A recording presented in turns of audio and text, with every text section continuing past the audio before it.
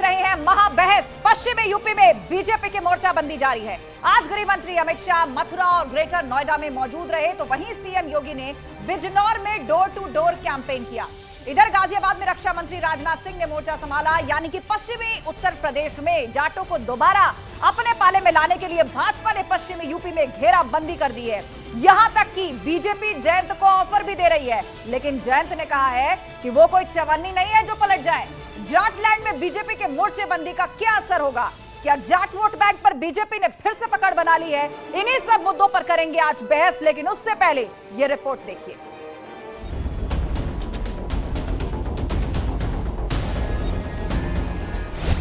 मथुरा से मेरठ बीजेपी की मोर्चेबंदी। और अखिलेश बाबू, आप कानून और व्यवस्था का सवाल उठाते हो, जरा चुल्लू पर पानी में डूब मत। अखिलेश बाबू के शासन से भारतीय जनता पार्टी के शासन में डकैती में 70% कमी हुई है। कितनी हुई है भाई? लूट में 72% की कमी हुई है। कितनी हुई है? हत्या में 29% की कमी हुई। कितने प्रतिशत की? और अपहरण के अंदर 35% की कमी, ये भारतीय जनता पार्टी के शासन में। उनकी संवेदना गरीब के लिए नहीं थी, गांव के लिए नहीं थी, कमजोर के लिए नहीं थी, दलित और वंचित के लिए नहीं थी, किसान और नौजवान के लिए नहीं थी, महिलाओं की सुरक्षा के लिए नहीं थी। उनकी पीड़ा तो माफियाओं के प्रति थी, अपराधियों के प्रति थी, उनकी पीड़ा तो आतंकवादियों की प्रति थी। जाटलैंड में बीजेपी का स्पेशल प्लान। जो आज आपसे उम्मीद कर रहे हैं, मुझसे उम्मीद कर रहे हैं, मैं कोई चवन्नी हूं जो ऐसे करके जो पलट जाऊंगा। कैंप करते नहीं, फिर चले जाए अगले दिन। आप देख लेना, हम भी अब ये कितना क्या। अरे भाई, बड़ा मुश्किल काम है क्षेत्र में रहना, धक्के खाना। हेलीकॉप्टर से आना बड़ा आसान है, मजा आवे, 15 मिनट में कहीं पहुंचे। हमें तो यहाँ मोटरसाइकिल पे भी घूमना पड़े। जयंत सिंह जी वहां बैठे हैं, बड़ी बड़ी पार्टी मिली है, एक दादा चौधरी चरण सिंह, इतना बड़ा नाम मिला है, जिसका नाम लेकर हम भी राजनीति करते हैं। और क्या है भाई, हम धक्के खा रहे हैं, वो खा रहे हैं क्या धक्के? पश्चिमी यूपी के जाट दिलाएंगे ठाठ। आप चाहे भारतीय जनता पार्टी के नेता कितना भी घूम लें, कहीं भी घूम लें पश्चिमी उत्तर प्रदेश में, जो दर्द भारतीय जनता पार्टी के नेताओं ने किसानों को दिया है, वो दर्द किसान भूलेगा नहीं। उन्हें चोर, डकैत, मवाली क्या क्या नहीं भूला गया। उनके ऊपर FIR ला दी गई, किस तरह से उन पर अत्याचार हुआ, क्या वो भूल जाएंगे? पेट में और पीठ में दर्द तो भारतीय जनता पार्टी के नेताओं में हो रहा है। पश्चिम उत्तर प्रदेश पेट में भी दर्द दे रहा है आपको, और पीठ में भी दर्द दे रहा है। आने वाले समय में आपको असलियत के मुद्दों का जवाब देना होगा। SP RLD पर भारी जाट। तो महाबहस में आज उसी पर चर्चा करेंगे और उठाएंगे कई सवाल। आइए आपको दिखाते हैं महाबहस में आज किन किन सवालों के जवाब हम अपने पैनलिस्ट से लेने जा रहे हैं। बीजेपी के मोर्चाबंदी पर क्या विपक्ष फंस गया है? जाटलैंड में अमित शाह का प्लान क्या कारगर है? जयंत को बीजेपी के ऑफर के आखिर मायने क्या है? विपक्ष के मुस्लिम समीकरण से जाट कंफ्यूज है क्या? पश्चिमी उत्तर प्रदेश के अंदर बीजेपी की इस मोर्चाबंदी में क्या विपक्ष फंस गया है? अमित शाह ने जो प्लान जाटलैंड को लेकर बनाया, क्या वो कारगर है? और जयंत को बीजेपी के ऑफर के मायने आखिर क्या है, ये भी हम टटोलेंगे। और सबसे बड़ा सवाल, मुस्लिम समीकरण से क्या जाट कंफ्यूज है? तो इस पर चर्चा के लिए हमारे तमाम गेस्ट हमारे साथ जुड़ चुके हैं। हमारे साथ हीरो वाजपेयी जी हैं, प्रवक्ता भाजपा के, डॉक्टर अभिषेक राय हैं, राष्ट्रीय प्रवक्ता समाजवादी पार्टी, मनोज रघुवंशी जी हैं, वरिष्ठ पत्रकार इंद्रजीत सिंह टीटू जी हैं, RLD पत्रकार, और थोड़ी ही देर में जाट नेता वीरपाल सिंह को भी हम जोड़ने की कोशिश करेंगे। लेकिन सबसे पहले सवाल डॉक्टर अभिषेक राय आपसे यही, पश्चिमी यूपी में बीजेपी ने अपनी पूरी ताकत झोंक दी है। जयंत चौधरी को खुला ऑफर भाजपा की तरफ से, हालांकि वो कह रहे हैं कि मैं कोई चवन्नी थोड़ी हूं जो पलट जाए। लेकिन क्या आप ये बात मानते हैं कि जिन सीटों पर जो जाट बहुल्य इलाके थे, समाजवादी पार्टी ने मुस्लिम कैंडिडेट उतारे हैं, उसे लेकर जाट नाराज है और इस मुस्लिम समीकरण से कंफ्यूज भी है, कहीं उसका फायदा भाजपा ना उठा ले जाए? वो क्या कहते हैं, RLD का जो गठबंधन है वो वैचारिक गठबंधन है, और हमारा ये गठबंधन पहले से रहा है। और जहां तक बात है, चाहे हिंदुओं चाहे मुस्लिम, हम सब समाज को साथ लेने की बात करते हैं। अगर आपने हमारी 159 की लिस्ट देखी होगी, जो स्टार्टिंग लिस्ट आई हमारी, उसमें हमने सिर्फ 12 यादवों को वो टिकट दिया, जो 7.5% आबादी के अनुपात में दिया।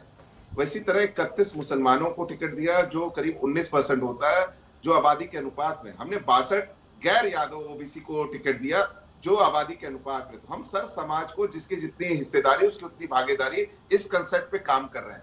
और हमारे यहाँ कहते हैं कि हर नेता को, हर समाज को, सर समाज को हम बढ़ावा देना चाहते हैं ताकि वो विधानसभा में पहुंचे, अपने समाज, अपने क्षेत्र की बात करें और उत्तर प्रदेश के समग्र विकास में एक बढ़िया ठीक है अभिषेक जी, आप तो कह रहे हैं कि आप सर्व समाज की बात कर रहे हैं, सभी जातियों धर्मों को साथ लेकर चलने की बात कर रहे हैं, लेकिन पश्चिमी उत्तर प्रदेश, जो मेरा स्पेसिफिक सवाल था वो ये कि जो जाट बहुल्य इलाके हैं, जो ऐसी सीटें हैं जहां पर से जाट कैंडिडेट ही मैदान में होते हैं या कम्युनिटी उम्मीद करती है, वहां से चूंकि आरएलडी के साथ गठबंधन है, वहां पर आपने मुस्लिम कैंडिडेट उतारे, तो एक मैसेज जाता है जाट कम्युनिटी के अंदर, नाराजगी है इसे लेके, ना केवल कम्युनिटी के अंदर बल्कि आरएलडी के भी कार्यकर्ता दबी जबान से इस बात को कह रहे हैं। बिल्कुल नहीं, अगर कोई नाराजगी नहीं है वहां पे, मैं आपको एकदम स्पष्ट रूप से कह रहा हूं। कल हमारी प्रेस कॉन्फ्रेंस होने जा रही है माननीय राष्ट्रीय अध्यक्ष जी की और जयंत चौधरी जी की। आप कल देख लीजिए कितना वो होता है। अगर आचार संहिता इस तरह की नहीं होती कि हमें 300 ज्यादा से लोगों की रैली निकली, तो आप देखते वहां के क्या जनसमूह उमड़ता। हमारे कोई नाराजगी नहीं है, कहते हैं हिंदू मुस्लिम एकता और सारी एकताओं पे हम सर समाज को आगे बढ़ाने का काम कर रहे हैं। समाजवादी पार्टी विभाजन की राजनीति नहीं करती।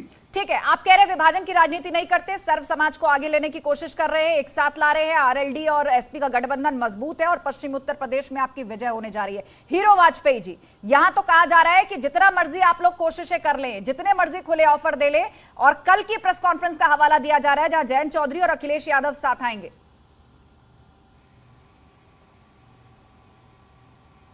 नहीं देखिए, साथ तो वो आ ही गए हैं, लिस्ट भी साथ में घोषित कर रहे हैं। हमने ये कभी नहीं कहा कि वो साथ नहीं है या साथ आ गए।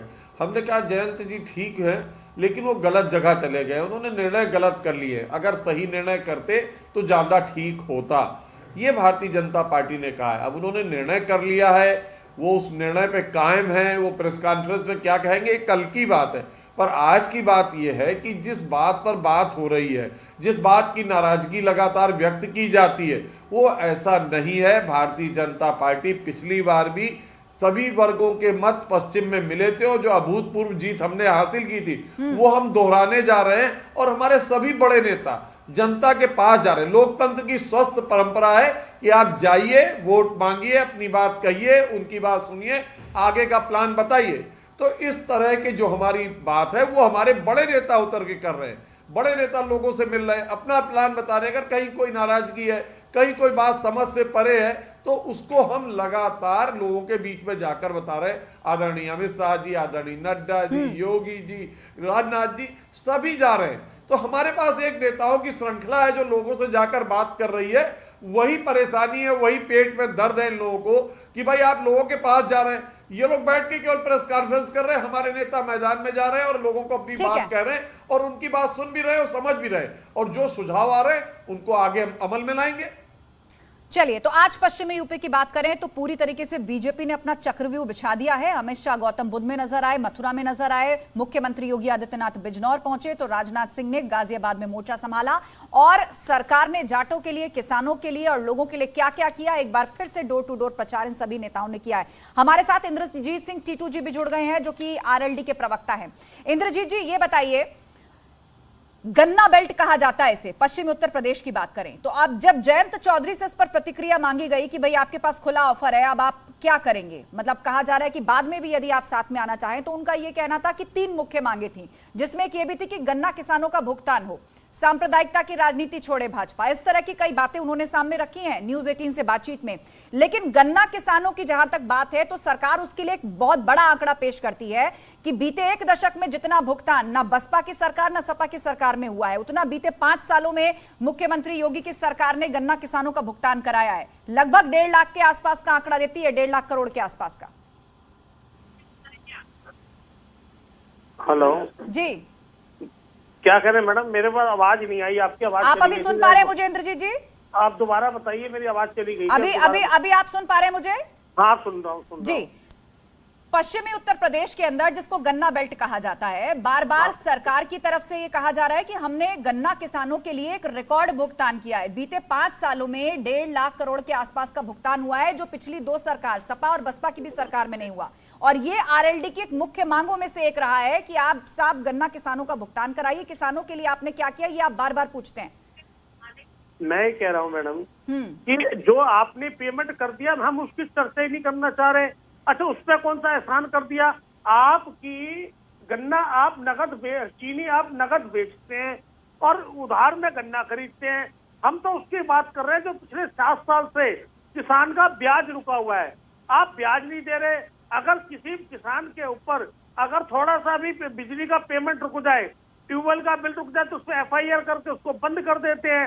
और आप किसान आपसे सब पेमेंट मांग रहा है, 4,000 करोड़ रुपए आज भी बाकी है। जो पेमेंट आपने कर दी हम उसकी बात ही करना नहीं चाह रहे। आपका धन्यवाद।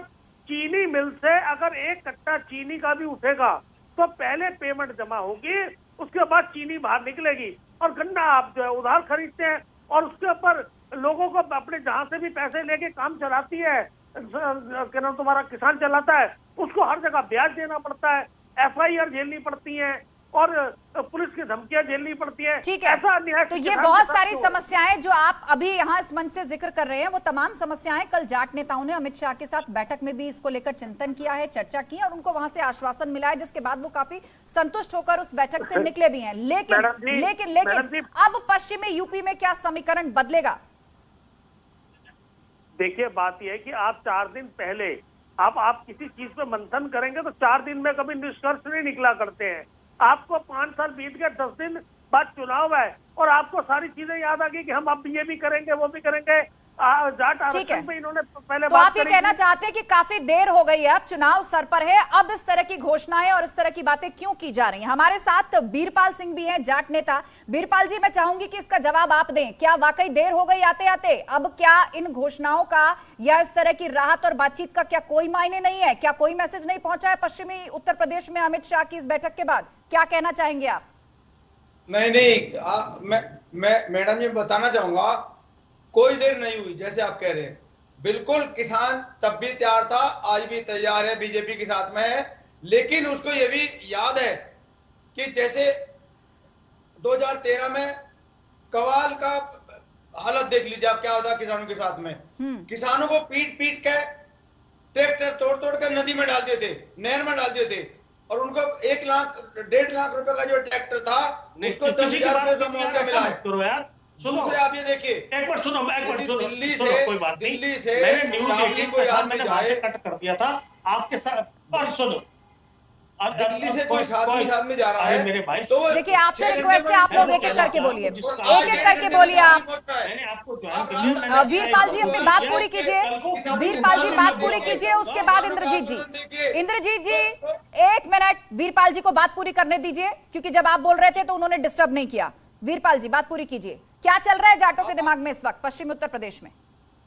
आवाज बहुत गूंज रही है आपकी, मेरी आवाज उल्टी आ रही मेरे पास। जी मैं कहती हूँ कि इस चीज को देखें कि इको ना हो आवाज। मेरा सवाल यही था कि जाटों के दिमाग में क्या चल रहा है अब इतने घटनाक्रमों के बाद पश्चिमी उत्तर प्रदेश के अंदर? वीरपाल जी देखो, जाटों के दिमाग में बिल्कुल बीजेपी के फेवर में चल रहा है और पहले थोड़ी एंटी इनकम्बेंसी थी, वो धीरे धीरे गृह मंत्री ने, राजनाथ सिंह जी ने, देखो आप देख रहे हैं, डोर टू डोर जा जाके उनकी जो नाराजगी थी वो दूर कर दी और उनको जो भी फैसिलिटी चाहिए, जो भी टाइम पे काम चाहिए वो करने के लिए आश्वासन दे रहे हैं और देंगे और करेंगे। ये भी आप मां को माननी पड़ेगी।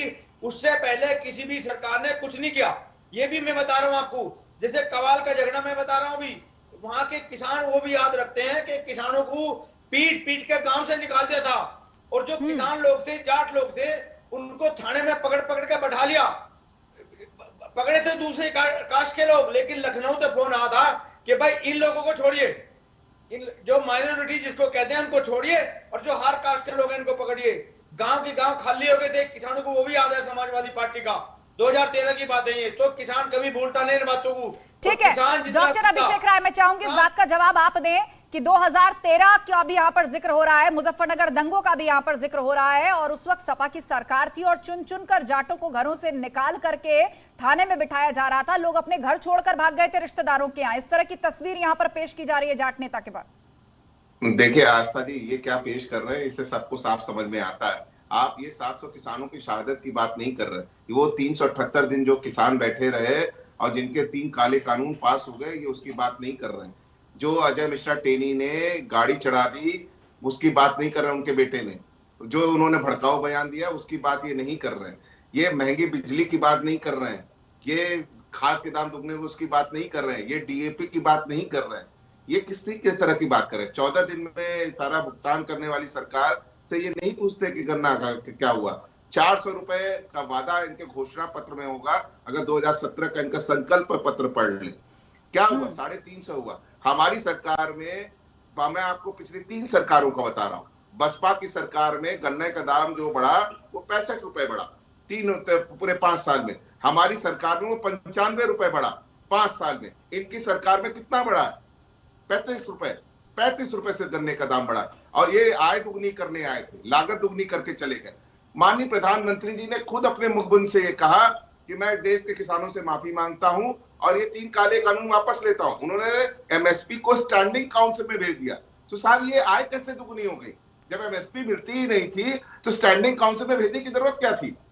अगर एमएसपी मिलती थी तो आय दुगनी हो गई।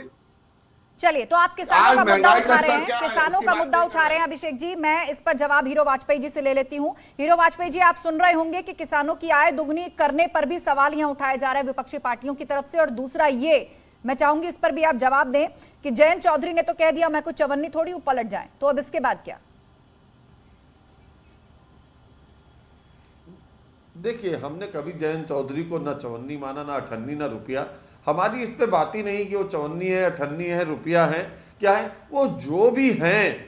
और मैंने ये कहा, लगातार हमारे नेताओं ने कहा, जब बात हुई कल भी जाट नेताओं से कि भाई जयंत चौधरी का क्या है, तो ये कहा गया कि भाई जयंत चौधरी का स्वागत है, वो व्यक्ति सही है लेकिन वो गलत जगह चले गए हैं। और वही माहौल लगातार क्षेत्र में नजर आने लगा है धीरे धीरे कि जो जयंत चौधरी का सपा से गठबंधन है वो एक ऐसा गठबंधन है जिसको पश्चिम की जनता स्वीकार नहीं कर रही है।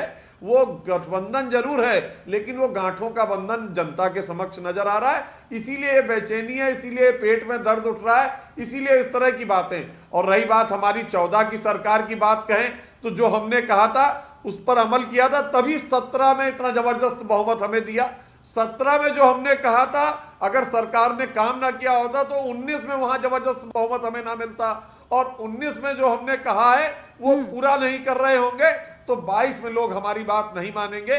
कोई भी किसी को बुला ले, आदरणीय अमित शाह जी ने आदरणीय नेताओं को बुलाया और अगर बात की और लोग संतुष्ट नजर आ रहे हैं तो ये लोकतंत्र में स्वस्थ परंपरा है। यदि कोई कंफ्यूजन है मिल बैठ के दूर करिए। सरकारें तो जनता के दर पर जाएंगी ही वोट मांगने, सरकारें कहेंगी कि अपना आशीर्वाद दीजिए। जो चुनाव लड़ रहे हैं उन्हें जनता का आशीर्वाद चाहिए।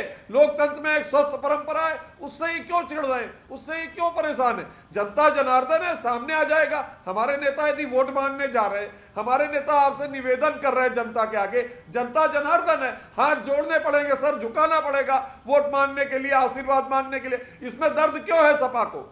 ठीक है, अभिषेक राय जी बताइए, जनता जनार्दन है वो तो खुद ही फैसला करेगी। 2014 में भी भाजपा के साथ थे, 2017 में भी भाजपा के साथ थे, 2019 में भी भाजपा के साथ हैं। और जो इंसिडेंट्स आप कोट कर रहे हैं या जो भाजपा सरकार ने जहां अनदेखी की ऐसा आरोप आप लगा रहे हैं, उसके बावजूद जाट जो है वो भाजपा के साथ आया। अब वही उम्मीद वो 2022 से भी लगाए हुए हैं। आस्था जी, मैं बहुत बधाई देना चाहता हूं कि कम से कम हीरो जी ने एक बहुत अच्छी बात करी है, बहुत अच्छी बात करी है इन्होंने कि जनता जनार्दन है। तो साहब आप नाहिद हसन साहब के बारे में क्यों ऐसा बोलते हैं? उन्होंने भी तो जनता ने ही चुन के भेजा था ना, लगातार 2 बार विधायक बना। आपकी तो 5 साल सरकार रही, क्यों नहीं पहले उनको गिरफ्तार करा दिया, क्यों नहीं उनको जेल में ठूस दिया? आप क्यों इस तरह की बातें कहते हैं, विरोधात्मक बातें करते हो? आप करो तो वो चमत्कार और हम करें तो हाहाकार। साहब जनता सब देख रही है। आज महंगाई का स्तर क्या है? 2014 में डायन होती थी, आज क्या बन के बैठी है? चुनने के लिए हीरो जी, मैं आपके बीच में नहीं बोल रहा था, प्लीज। हीरो जी, मैं आपके बीच में नहीं बोल रहा था। हीरो जी एक बार बात पूरी कर लें अभिषेक जी, उसके बाद आपको काउंटर का मौका मिलेगा। अभिषेक जी बिल्कुल, मैं वही कह रहा हूँ कि 2014 में महंगाई डायन थी, आज क्या बन के बैठी हुई है? आज 250 रुपए सरसों का तेल बिक रहा है, वो क्या है? गरीब की थाली से अनाज गायब हो गया, वो क्या है? आज हम लैपटॉप बांटते थे, आप लाठियां बांटते हो। अभी कल की परसों की प्रयागराज की घटना है, सबने देखी है। क्या हुआ? छात्रों को निकाल के मारा है, पीटा है, सारा वीडियो वायरल है। आपके विधायकों को क्यों गांव में नहीं घुसने दिया जा रहा? क्यों आपके डिप्टी चीफ मिनिस्टर सबका जवाब ले लेते हैं हीरो वाजपेयी जी से। घुसने दिया जाता? और क्या महिलाएं कहती है, दरवाजा क्यों बंद कर लेती है? क्या कहती माननीय डिप्टी चीफ मिनिस्टर साहब के लिए? तो ये जनता सब देखे, क्यों आपके विधायक को थप्पड़ मारा गया? क्यों आपके ठीक है अभिषेक जी, इन बातों का जवाब हीरो वाजपेयी जी से ले लेते हैं। हीरो वाजपेयी जी, क्या ऐसा है, जनता ऐसे नकार रही है, दरवाजों से भगा रही है क्या आपको? देखिए, ये बात आप ये मान लीजिए, जहां लोक दल के गांव में कुछ कार्यकर्ता जाना है, वहां इस तरह की बात की जा रही। हम निगेटिव पॉलिटिक्स नहीं करते, हम पॉजिटिव पॉलिटिक्स करते हैं। हम अपनी बात कहने जाएंगे। हमने कहा ना, जनता जनार्दन है, हमें स्वीकार करे तो स्वागत, हमें नकार दे तो स्वागत, हमारी बात सुनेगी तो स्वागत, नहीं सुनेगी तो स्वागत। वोट तो वहां पड़ेगा ना। हमने कहा है कि अगर हमारी कोई बात है आप बताइए, हम लोगों से मिल रहे हैं, जुल रहे हैं। इनके नेता क्या कर रहे हैं? लखनऊ में बैठ के प्रेस कॉन्फ्रेंस कर रहे हैं। तो आप अंतर तो देखिए, यही इन्होंने कोरोना के आपदा काल में किया था, वर्क फ्रॉम होम किया, ट्विटर से पार्टी चलाई। ये लोग जनता जनार्दन की बात क्या जाने, किसी कास्ट कॉम्बिनेशन को लगाकर। अब पहले चलाते थे मुस्लिम यादव, अब चला रहे मुस्लिम जाट। ये पहले भी फेल हुआ है और फिर फेल होने जा रहा है। ठीक है, हमारे साथ मनोज रघुवंशी जी भी हैं, वरिष्ठ पत्रकार। मनोज जी, पश्चिम उत्तर प्रदेश के अंदर भाजपा ने जो चक्रव्यूह बिछाया है और ताबड़तोड़ तरीके से यहां पर गृह मंत्री अमित शाह से लेकर रक्षा मंत्री राजनाथ सिंह, खुद मुख्यमंत्री योगी आदित्यनाथ एक एक जिले जाकर डोर टू डोर प्रचार कर रहे हैं और मैसेज दे रहे हैं। आपको लगता है कि अब जो है समीकरण बदलेंगे पश्चिमी यूपी के? किस तरफ जाएगा जाट? देखिए, किस तरफ जाएगा ये तो वक्त ही बताएगा, लेकिन इतनी बात सच है कि पहले जैसे मुस्लिम यादव था और वो भी जेन्युइन कॉम्बिनेशन नहीं था, और अब मुस्लिम जाट करने की कॉम्बिनेशन करने की कोशिश कर रहे हैं, वो भी जेन्युइन कॉम्बिनेशन नहीं है। क्योंकि मुस्लिम यादव और मुस्लिम जाट में एक चीज जो उनके बीच में जो एक नेचुरल अलायंस नहीं है, वो ये है कि उनके बीच में रोटी बेटी का रिश्ता नहीं है।